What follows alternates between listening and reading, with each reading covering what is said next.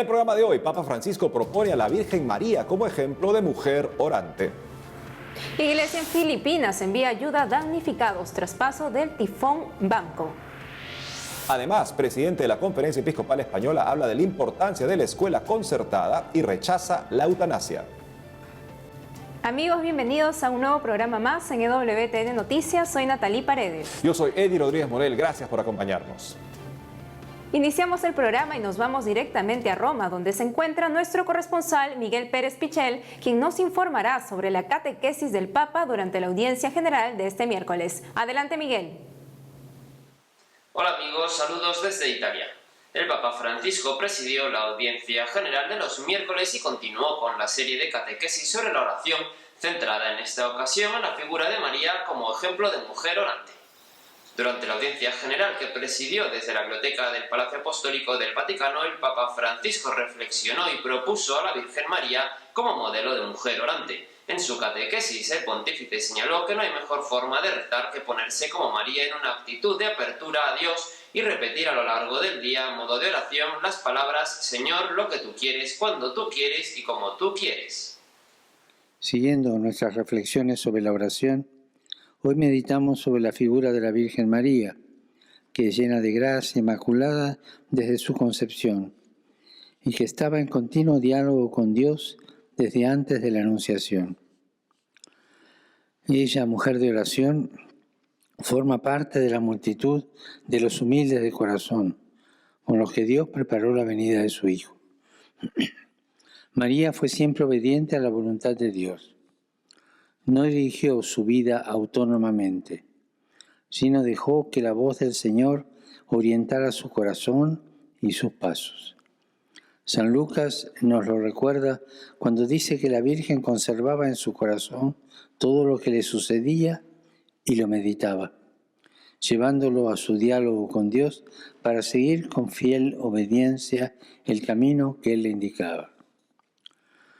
Por su docilidad al Señor, María estuvo presente en el designio providencial del Padre y en los momentos culminantes de la vida de su Hijo Jesús, desde el anuncio del ángel hasta el misterio de su muerte y resurrección. Ella también acompañó los primeros pasos de la iglesia naciente, oraba con los discípulos de su Hijo y oraba por ellos. Y así como por obra del Espíritu Santo se convirtió en Madre de Dios, también por obra del mismo Espíritu se convirtió en Madre de la Iglesia, a la que sigue acompañando con su oración y mediación en su peregrinar hacia la patria celestial. Por otro lado, como cada 18 de noviembre, la Iglesia celebró la dedicación de las basílicas pontificias de San Pedro del Vaticano y San Pablo Extramuros, templos donde se custodian las reliquias de los apóstoles que simbolizan la unidad de la Iglesia.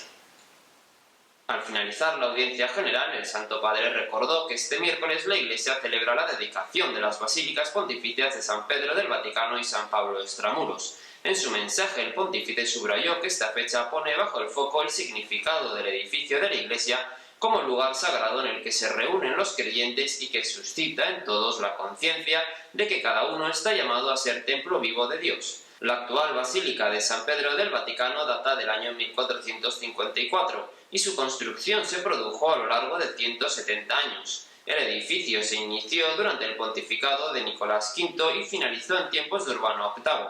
El edificio, del que destaca como símbolo universal su imponente cúpula construida por Miguel Ángel, se alza sobre una anterior del año 323, ordenada a construir por el emperador romano Constantino para custodiar la tumba de San Pedro. Por su parte, la Basílica de San Pablo Extramuros es de tiempo del emperador Teodosio, sucesor de Constantino, aunque debió ser reconstruida de forma integral debido a un incendio en el año 1823. Únicamente pudo salvarse el ábside y el crucero del templo, decorados con unos valiosos mosaicos medievales que debieron ser restaurados tras el incendio. Como curiosidad, en la Basílica de San Pablo Extramuros se pueden contemplar los retratos de todos los papas de la Iglesia Católica, desde San Pedro hasta Francisco, ordenados de forma cronológica a lo largo de sus naves. Informó desde Roma para EWTN Noticias Miguel Pérez Pichel. Gracias, Miguel. Por otro lado, en Filipinas, la iglesia envió ayuda a damnificados tras el paso del tifón Banco en el norte del país. Veamos. La Fundación Vicentina, una caridad católica establecida en Filipinas, llevó ayuda humanitaria a las víctimas del tifón Bamco, que ha dejado más de 60 muertos y decenas de desaparecidos y heridos a su paso por el norte del país. Según se dio a conocer por medios internacionales, el fenómeno Bamco azotó Filipinas el pasado 12 de noviembre, una semana después de que el tifón Goni devastara a la nación. En esa línea, de acuerdo a lo informado por UCA News, los más vulnerables y afectados durante las inundaciones son las personas que viven debajo de los puentes, esto debido a las presas llenas que liberan agua o se desbordan, lo cual genera fuertes corrientes. Frente a este panorama, el presidente Rodrigo Duterte aseguró que ya había ordenado a las agencias gubernamentales que se movilizaran y brindaran ayuda a los damnificados.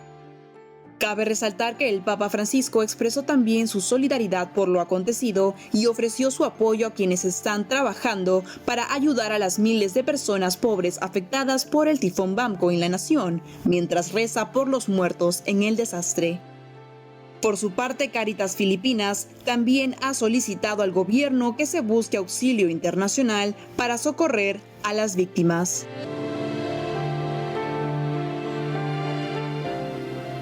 En otras noticias, frente a las nuevas medidas de salubridad para evitar los contagios por COVID-19, la próxima ceremonia del consistorio será diferente. Veamos los detalles. El 28 de noviembre de 2020, dentro de 2 semanas, tendrá lugar en el Vaticano el 7º consistorio del pontificado del Papa Francisco, en el que el Santo Padre creará 13 nuevos cardenales de la Iglesia, de los cuales 9 tienen menos de 80 años y por lo tanto serán electores en el futuro cónclave del que saldrá elegido el sucesor de Francisco en la sede de Pedro. Dichos eventos siempre están revestidos de la solemnidad que merecen. Sin embargo, en esta ocasión, debido a las medidas sanitarias impuestas para combatir la pandemia del coronavirus, la celebración será muy diferente a la de otros años. En ese sentido, como suele ser habitual, lo más probable es que sea el propio Papa Francisco quien presida el consistorio en el altar de la cátedra en la Basílica de San Pedro, en la que se celebra todas las ceremonias pontificias desde que se desató la actual crisis sanitaria de COVID-19. Además, sí se producirá la entrega del birrete y del anillo cardenalicio, siguiendo la tradición, mas no se realizará el abrazo de paz con el vicario de Cristo y con los demás cardenales. Finalmente, sí es probable que asistan al consistorio todos los cardenales de la Curia Romana y los demás cardenales residentes en Roma.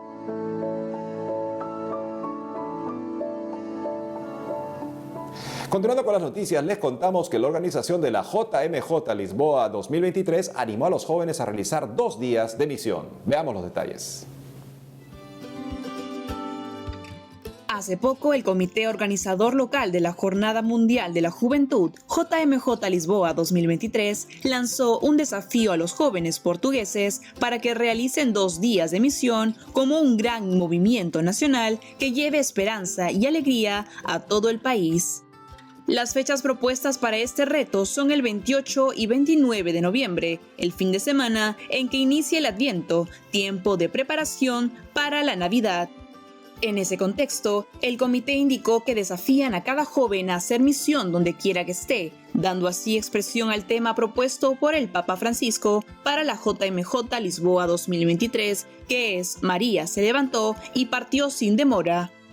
Cabe mencionar que teniendo en cuenta la actual crisis sanitaria, la organización de la JMJ presentó algunas propuestas para la realización de las misiones, como llamar a alguien que está solo, entablar una conversación digital con un familiar que esté lejos, ayudar a una familia en dificultad o colaborar con una institución de solidaridad local. Asimismo, con el fin de dar visibilidad a este gran movimiento de esperanza, invitó a los jóvenes a usar una camiseta alusiva a este evento. Finalmente, el comité pidió que las fotografías de las misiones realizadas sean enviadas a la Jornada Mundial de la Juventud a través de la página de Facebook e Instagram oficial o al correo en portugués comunicação@lisboa2023.org para ser compartidos posteriormente.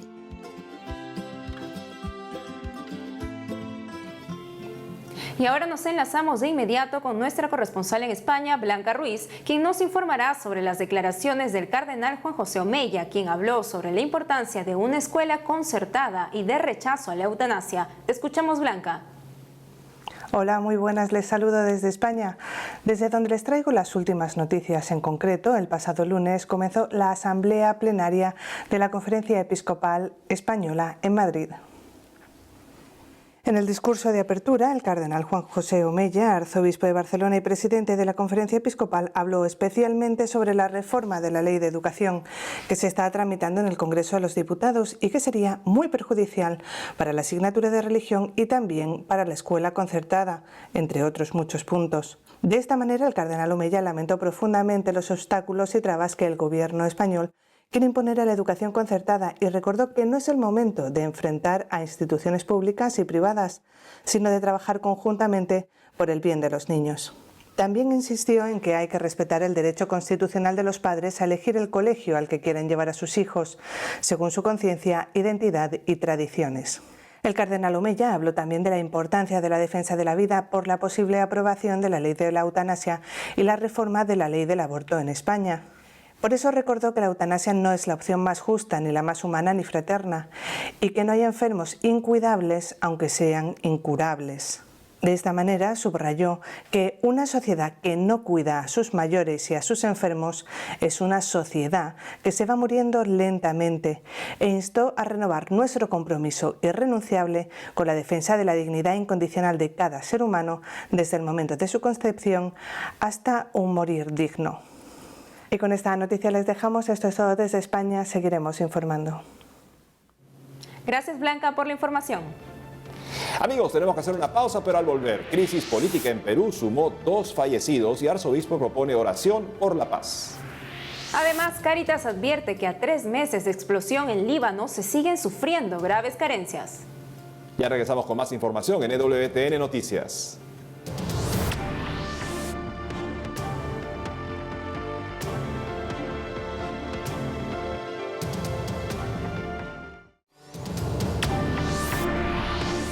Nos conectamos rápidamente con nuestra corresponsal en Lima, Perú, Alessandra Rojas, que nos traerá información sobre lo acontecido en el país en los últimos días a causa de la crisis política y social. Adelante, Alessandra.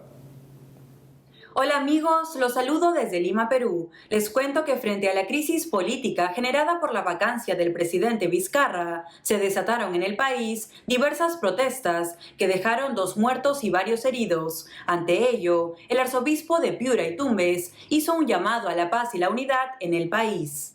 Como se recuerda, el pasado 9 de noviembre, con 105 votos a favor, 19 en contra y 4 abstenciones, el Congreso de la República aprobó la vacancia del presidente Martín Vizcarra, alegando su incapacidad moral tras la difusión pública de diversas acusaciones de corrupción que serán investigadas por la Fiscalía de la Nación.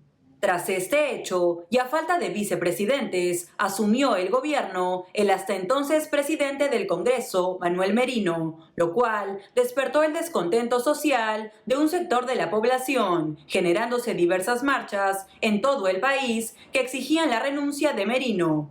Fueron días consecutivos de protestas hasta que en la noche del sábado 14 de noviembre se registró la muerte de 2 personas en medio del enfrentamiento entre manifestantes y la Policía Nacional. De cara a esta coyuntura, el arzobispo de Piura y Tumbes, Monseñor José Antonio Eguren, afirmó que todos estamos llamados a trabajar por la unidad y la paz de nuestra patria, evitando toda forma de violencia. Además, indicó que con la ayuda del Señor venceremos el mal de la pandemia del COVID-19 y las otras pandemias que nos afligen, como la decadencia moral, manifestada sobre todo en el mal de la corrupción, verdadero cáncer de la democracia, y en la inestabilidad económica que ha sumido en la pobreza y el desempleo a millones de peruanos. No obstante, en medio de este convulsionado panorama, 3 obispos del país elogiaron las marchas de protesta contra la nueva administración de Manuel Merino, a pesar de la crisis sanitaria que se vive en la nación debido a la pandemia del COVID-19. El arzobispo de Lima, Monseñor Carlos Castillo, el arzobispo de Huancayo, Cardenal Pedro Barreto, y el arzobispo de Trujillo y presidente de la Conferencia Episcopal Peruana, Monseñor Héctor Miguel Cabrejos, se pronunciaron a favor de las protestas realizadas en distintas ciudades del país. Por su parte, Monseñor Castillo, que suspendió indefinidamente la multitudinaria Marcha por la Vida desde inicios de 2019, dijo que las manifestaciones contra el nuevo gobierno peruano eran contundentes, grandes y fuertes, y pidió a las autoridades escuchar el sentir de la gente. En esa línea, manifestó que los jóvenes y todos los actos cívicos que se estaban haciendo en esos días eran parte de una conciencia nacional.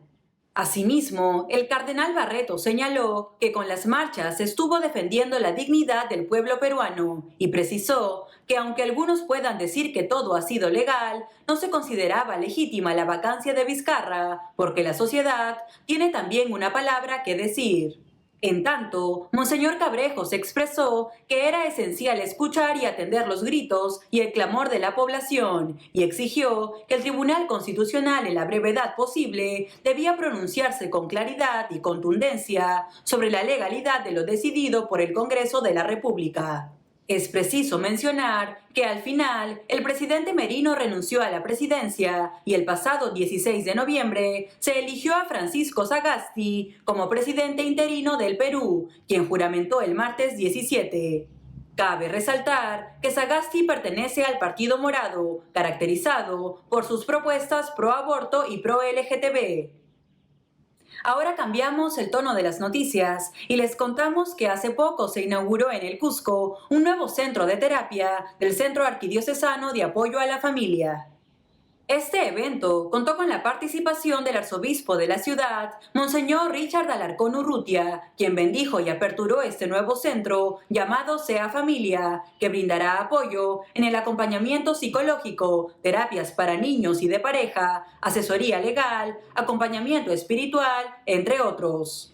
En esa línea, desde la entidad destacaron que este es un espacio para la familia y que el trabajo ya no será solo de contención, sino también terapéutico, para progresivamente brindar también el servicio de rehabilitación. Los interesados en conocer más de la labor de este centro pueden ingresar a www.seafamilia.com.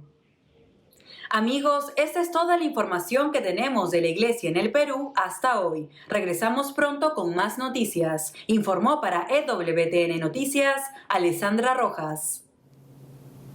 Gracias, Alessandra. En otros ámbitos, Cáritas Líbano advirtió que a 3 meses de la explosión en Beirut se siguen sufriendo graves carencias. En declaraciones a Asia News, Cáritas Líbano señaló que a más de 3 meses de la explosión en Beirut, la emergencia todavía no ha terminado y pidió ayuda para seguir apoyando a las familias que sufren material y psicológicamente. Como se recuerda, el 4 de agosto en la tarde, la explosión de 2.750 toneladas de nitrato de amonio en un almacén del puerto de Beirut dejó gran parte de la ciudad destruida. La magnitud fue tan grande que incluso se llegó a sentir a 240 kilómetros de su epicentro, en la isla de Chipre. En esa línea, aunque el recuento de las víctimas todavía no ha finalizado, se sabe que la tragedia ha dejado más de 200 muertos, más de 6.000 personas heridas y 300.000 hogares destruidos.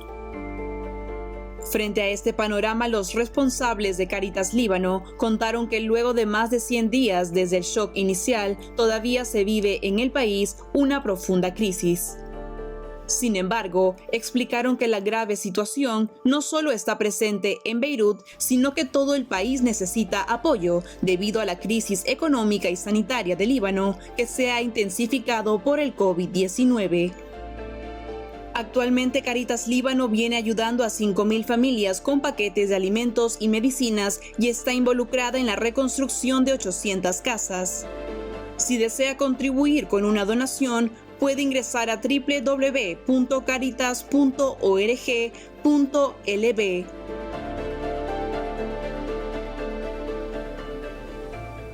Por otro lado, hace unos días la Asociación Católica de Propagandistas y la Fundación Universitaria San Pablo realizó desde Madrid el 22º Congreso Católicos y Vida Pública, bajo el lema El momento de defender la vida. Para darnos más detalles sobre este evento, estamos conectados con Rafael Sánchez Sauz, director del 22º Congreso Católicos y Vida Pública. Rafael, bienvenido a EWTN Noticias. Muchas gracias y saludo a todos los espectadores desde España. Rafael, cuéntanos primero que todo, ¿qué es el Congreso Católicos y Vida Pública y qué buscan alcanzar con él? Bueno, el Congreso, que ha celebrado ya su 22ª edición, pues parte de una iniciativa de la Asociación Católica de Propagandistas, en la que lo que pretende esta asociación pues tiene como carisma específico la presencia en la vida pública, la formación y la acción en la vida pública de los católicos. Pues lo que pretende es fundamentalmente crear un punto de encuentro para que las distintas corrientes, sensibilidades, realidades dentro de la Iglesia pues puedan debatir con toda libertad, puedan exponer sus puntos de vista, puedan plantearse objetivos, puedan crear vínculos unos con otros en relación con los problemas generalmente de ámbito más allá de la Iglesia, de carácter social, que a lo largo de estos años pues han ido concitando la atención tanto por una parte de los católicos como por otra parte de la población en general. En esta ocasión pues hemos puesto el acento sobre la cuestión de la necesidad de la defensa de la vida en un momento que en España pues se están planteando iniciativas legislativas muy duras a este respecto, especialmente una ley de eutanasia muy agresiva. En ese sentido, ¿cuáles fueron algunos de los temas que abordaron en el Congreso? ¿A qué conclusiones llegaron? Bueno, los temas han sido muy amplios porque no pretendíamos centrarnos en uno solo pues, de los clásicos, como puede ser el aborto o la eutanasia, sino que intentábamos abarcar desde el problema demográfico pues hasta la eutanasia, pasando pues, por todos los estadios a lo largo de la vida en que la vida de los más débiles y vulnerables se ve en peligro pues, por las circunstancias que se desenvuelve en la sociedad actual. Y las conclusiones, pues lo que han sido pues, es un manifiesto con el que todos los años terminamos nuestro congreso, y en esta ocasión pues lo que hemos hecho es un llamamiento no solamente a los católicos, al conjunto de la sociedad, pues para que tome conciencia de la importancia que estos asuntos tienen si queremos pues una sociedad también más justa y desde el punto de vista de los católicos, desde luego, pues más en la línea de lo que Dios quiere que sea nuestro mundo, su reino, en definitiva. Rafael, defender la cultura de la vida es una tarea que nos corresponde a todos. En este contexto, ¿qué mensaje le darías a los jóvenes que quieren defender la vida, pero a veces no saben cómo hacerlo? Bueno, la defensa de la vida en todo este conjunto de combates que van, pues como digo, pues desde la defensa del no nacido hasta la protección de los débiles y más vulnerables, y la lucha pues para conseguir que en todo momento tengan los cuidados necesarios, incluso aquellos que se encuentran a las puertas de la muerte. Este es el combate más noble que se pueda dar hoy, ¿no? Es decir, la juventud de hoy tiene que saber que este es el combate de nuestro tiempo, en el que nos jugamos el futuro de la sociedad, el futuro de los pueblos y también creo que en muchos aspectos el futuro de la Iglesia, porque una sociedad que admita todo esto es incompatible simplemente pues, con la posibilidad de que la Iglesia exista y prospere dentro de ella. Finalmente, Rafael, ¿cómo pueden hacer las personas que quieren saber más de ustedes? ¿Dónde los pueden encontrar? Pues lo más fácil en estos tiempos pues, es buscarnos a través de la red, en las páginas tanto del Congreso de Católicos y Vida Pública como de la Asociación Católica de Propagandistas. Poniendo en cualquiera de los buscadores habituales estos dos nombres, pues inmediatamente pues, aparecerán las páginas web de nuestras instituciones. Rafael Sánchez Sauz, gracias por haber estado con nosotros en EWTN Noticias.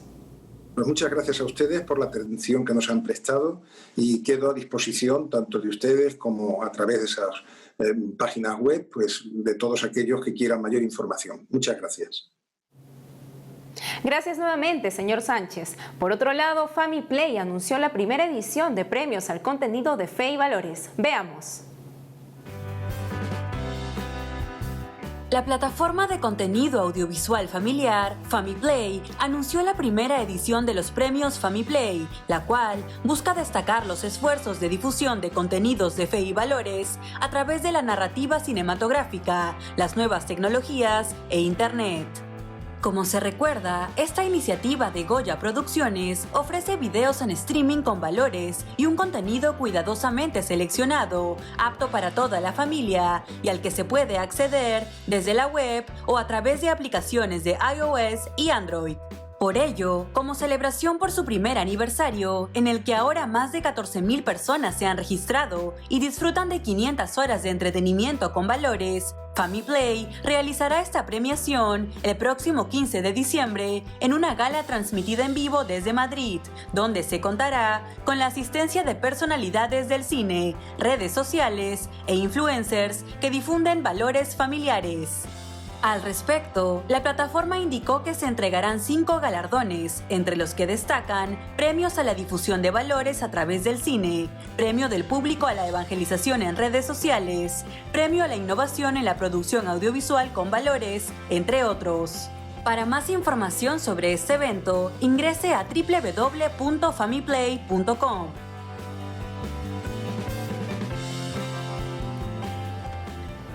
Y es todo por hoy, amigos. Gracias por habernos acompañado. Nos vemos mañana con más información. No olvides seguirnos en nuestras redes sociales y en www.tndnoticias.com. Hasta pronto.